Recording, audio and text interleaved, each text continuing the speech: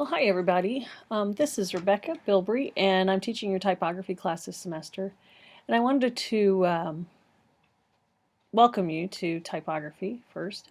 And this is my first time teaching class online where I'm using video, so pardon me if I'm a little new to that. I've taught online classes for about 8 years now, but this typography course is going to be something a little bit different than what I'm used to teaching. I do teach typography face-to-face on a regular basis. But again, this is my first online, so bear with me. Hopefully it'll be good for you. It'll be good for all of us. First, I'd like to talk to you about what kind of things you're going to need for the class.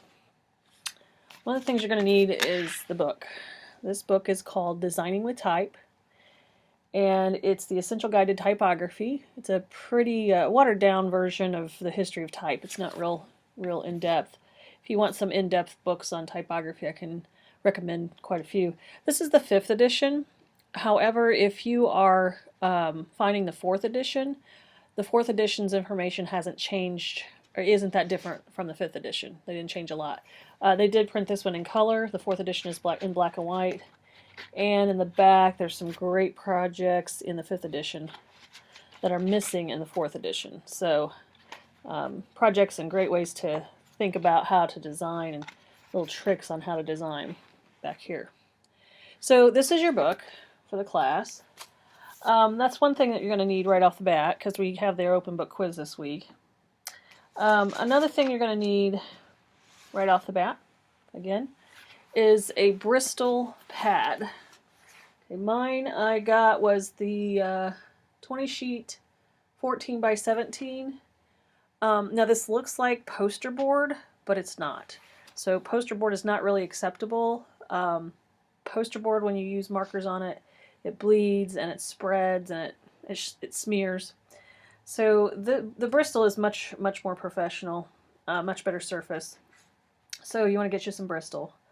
I like the 14 by 17 sheets because I can cut them down to at least 2 8 by 8 panels for project 1. Now you won't need a lot of this, so if you have a friend who has some of this and you want to buy a few sheets off of them, we're doing, I think, at least 8 maybe pictographs and ideographs, so you'll probably want 8 sheets of this.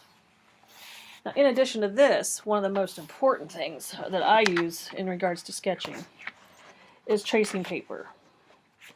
Now tracing paper is sold in a pad, and it is kind of crinkly, and you can get probably a, I don't know, 8.5 by 11 or 9 by 12 pad of this. I like buying it by the roll. It's a lot cheaper. I've already drawn on this one, but I use this for sketching exclusively, and the reason why is because I can trace things I've already sketched. So you want to invest in some tracing paper. I'm going to do demonstrations using video tutorials on how to maybe best get the most out of your tracings. You'll also need to be able to print to a black and white printer, even if it's an inkjet. So a color printer also is always nice. But in regards to those of you who have a hard time drawing, I'm going to teach you some really great techniques, kind of some industry secrets, on how you might create symbols out of pictures. I don't want you guys using pre-drawn imagery because that's copyright infringement, but photographic imagery is great for reference. Now, as far as art supplies go, we can keep this pretty simple. We have what I've got here are pencils with the white erasers. Now you can buy a white eraser separate from your pencil if you'd like, but you don't want a pink eraser. Those aren't very good. When you go to erase on the Bristol, it'll leave pink trails. So the white plastic eraser, usually they're $1, maybe $1.25. It's a nice little solid eraser. Those are really nice. I don't have one with me, but these pencils came with them, so those are really handy. I also have some Sharpies. Now these are art supplies on the cheap. The Sharpies that I'm going to be using for demonstration later on are the regular Sharpie. You want Sharpies that bleed. You don't want that new Sharpie that doesn't bleed. So get the Sharpies that bleed, preferably new Sharpies, because the older they are, the less effective they are. And then I also have a couple of these Sharpies that have the fine tip. Okay, so these fine tip Sharpies, really nice for details. I didn't bring them with me, I left them at my office at the school, but I really, really like Pigma Microns. Pigma Micron markers are permanent. They just have a finer tip to them, and they don't bleed as bad as the Sharpies do for this project. So if you're more into the serious end of the art supply spectrum, you might want to invest in Pigma Micron technical pens. They come in a 0.01 millimeter all the way up to a 0.8. 0.8 is the thicker, and if you have a heavy hand, you probably don't want to buy a bunch of 0.01s because the tips will smash easily. So if you're a little heavier handed, probably a 0.3 is as small as you want to go. A 0.8 is nice because you can heavy hand it a little bit.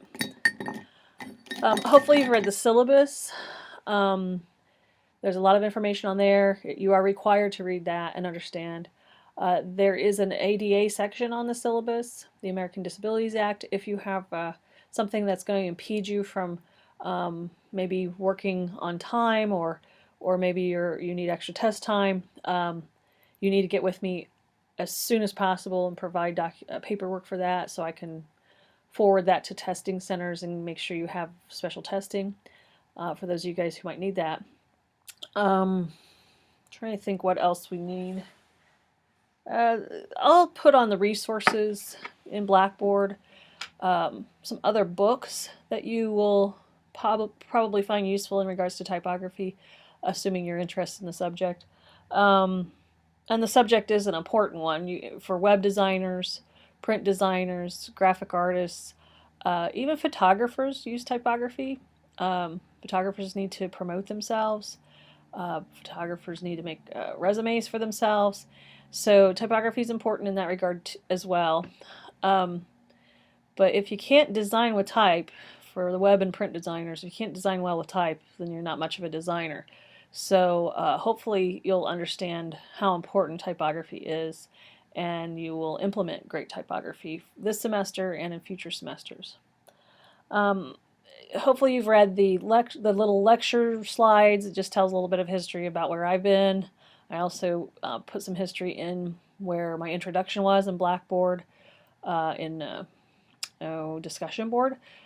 So hopefully I've covered almost everything that I needed to cover without having to read a bunch of stuff, but you guys have already access to all of that.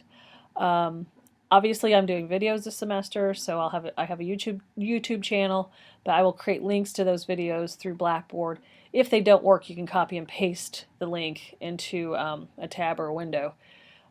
Sometimes the links don't work. But I hope we have a great semester, and I hope this is an enriching online class. I know I've heard some people complain that maybe their online classes were a little, not enriching, or just too easy. Not that I guess anything for you might be too easy, but I hope this proves to be challenging, and that this class will help you grow as a visual artist, and it'll help me grow in how to teach the 6 contact hour courses, where there's a lot of hands-on things online. So I'll be doing a lot of hands-on demonstrations, plus I'll be doing tutorials on how to work in InDesign, some Photoshop, and a little bit of Illustrator as well.